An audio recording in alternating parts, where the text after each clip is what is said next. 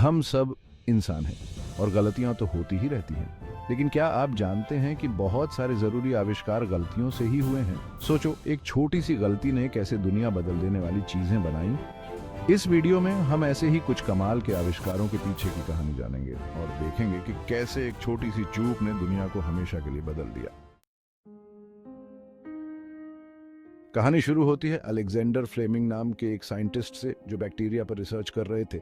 एक दिन छुट्टियों से वापस आने पर उन्होंने देखा कि उनकी एक पेट्री डिश में फफूंद लग गई है। लेकिन गौर करने वाली बात यह थी कि इस फफूंद ने आसपास के बैक्टीरिया को मार दिया था। ये फफूंद पेनिसिलिन थी, जो आज भी लाखों लोगों की जान बचाने वाली सबसे जरूरी दवा है। 19वीं सदी में रबर बहुत काम की चीज थी, लेकिन ये गर्मी और ठंड में जल्दी खराब हो जाता था। चार्ल्स गुडियर नाम के एक आविष्कारक रबर को मजबूत बनाने की कोशिश कर रहे थे। एक दिन उन्होंने गलती से रबर और सल्फर के मिश्रण को गर्म चूल्हे पर गिरा दिया। नतीजा वल्कनाइज्ड रबर, जो ज्यादा मजबूत था और तापमान बदलने पर भी खराब नहीं होता था। दूसरे विश्व युद्ध के दौरान पर्सी स्पेंसर नाम के एक इंजीनियर रडार पर काम कर रहे थे। एक दिन जब वो रडार के पास खड़े थे तो उन्होंने देखा कि उनकी जेब में रखी चॉकलेट पिघल गई है। उन्हें समझ आया कि रडार से निकलने वाली तरंगों ने चॉकलेट को गर्म कर दिया था। इस घटना ने माइक्रोवेव ओवन के आविष्कार का रास्ता खोल दिया।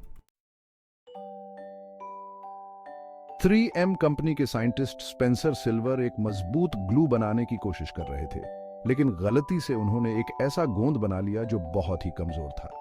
यह गोंद बार बार चिपकाया और हटाया जा सकता था, लेकिन इसका कोई फायदा नहीं दिख रहा था। तभी आर्ट फ्राई नाम के उनके एक साथी को इस गोंद का एक नया उपयोग सूझा, बुकमार्क के रूप में, और इस तरह पोस्ट इट नोट्स बन गए।